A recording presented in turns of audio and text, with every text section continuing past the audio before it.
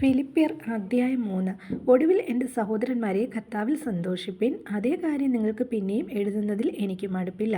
നിങ്ങൾക്ക് അത് ഉറപ്പുമാകുന്നു. നായ്ക്കളെ സൂക്ഷിപ്പിൻ, അകത്ത് വേലക്കാരെ സൂക്ഷിപ്പിൻ, വിച്ഛേദനക്കാരെ സൂക്ഷിപ്പിൻ. നാമല്ലോ പരിച്ഛേദനക്കാർ. ദൈവത്തിൻ്റെ ആത്മാവ് കൊണ്ട് ആരാധിക്കുകയും ക്രിസ്തുയേശുവിൽ പ്രശംസിക്കുകയും ജഡത്തിൽ ആശ്രയിക്കാതിരിക്കുകയും ചെയ്യുന്ന നാം തന്നെ. പക്ഷേ എനിക്ക് ജഡത്തിലും ആശ്രയിപ്പാൻ വകയുണ്ട്. മറ്റാർക്കാനും ജഡത്തിൽ ആശ്രയിക്കാമെന്ന് തോന്നിയാൽ എനിക്ക് അധികം. 8-ാം നാളിൽ പരിച്ഛേദനയേറ്റവൻ, ഇസ്രായേൽ ജാതിക്കാരൻ, ബെന്യാമിൻ ഗോത്രക്കാരൻ, എബ്രായരിൽ നിന്ന് ജനിച്ച എബ്രായൻ, ന്യായപ്രമാണം സംബന്ധിച്ച് പരീശൻ, ശുഷ്കാന്തി സംബന്ധിച്ച് സഭയെ ഉപദ്രവിച്ചവൻ, ന്യായപ്രമാണത്തിലെ നീതി സംബന്ധിച്ച് അനിന്ദ്യൻ.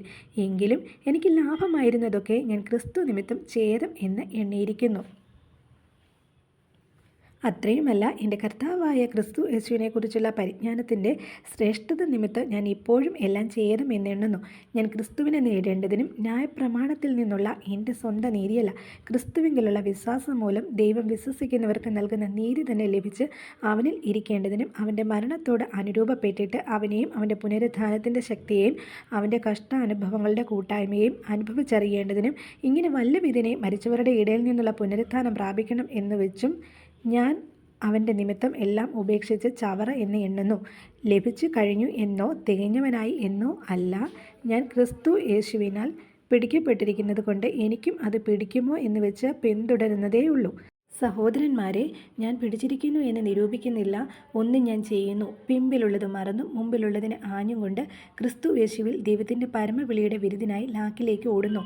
നമ്മിൽ തികഞ്ഞവരൊക്കെയും ഇങ്ങനെ തന്നെ ചിന്തിച്ചു കൊള്ളുക. വല്ലതിലും നിങ്ങൾ വേറെ വിധമായി ചിന്തിച്ചാൽ ദൈവം അത് നിങ്ങൾക്കും വെളിപ്പെടുത്തി തരും. എന്നാൽ നാം പ്രാപിച്ചിരിക്കുന്ന പരിജ്ഞാനം തന്നെ അനുസരിച്ച് നടക്കുക. സഹോദരന്മാരെ, നിങ്ങൾ എല്ലാവരും എന്നെ അനുകരിപ്പിൻ. ഞങ്ങൾ നിങ്ങൾക്ക് കാണിച്ച മാതൃക പ്രകാരം നടക്കുന്നവരെയും കുറിക്കൊള്ളുവിൻ. ഞാൻ പലപ്പോഴും നിങ്ങളോട് പറഞ്ഞതുപോലെ അനേകർ ക്രിസ്തുവിൻ്റെ ക്രൂശിന് ശത്രുക്കളായി നടക്കുന്നു എന്ന് ഇപ്പോൾ കരഞ്ഞുകൊണ്ട് പറയുന്നു. അവരുടെ അവസാന നാശം, അവരുടെ ദൈവം വയറ്. ലജ്ജയായതിൽ അവർക്ക് മാനം തോന്നുന്നു. അവർ ഭൂമിയിലുള്ളത് ചിന്തിക്കുന്നു. നമ്മുടെ പൗരത്വമോ സ്വർഗത്തിലാകുന്നു. അവിടെ നിന്ന് കർത്താവായ യേശു ക്രിസ്തു രക്ഷിതാവായി വരും എന്ന് നാം കാത്തിരിക്കുന്നു. അവൻ സകലവും തനിക്ക് കീഴ്പ്പെടുത്തുവാൻ കഴിയുന്ന തൻ്റെ വ്യാപാര ശക്തി കൊണ്ട് നമ്മുടെ താഴ്ചയുള്ള ശരീരത്തെ തൻ്റെ മഹത്വമുള്ള ശരീരത്തോട് അനുരൂപമായി രൂപാന്തരപ്പെടുത്തും. ആമേൻ.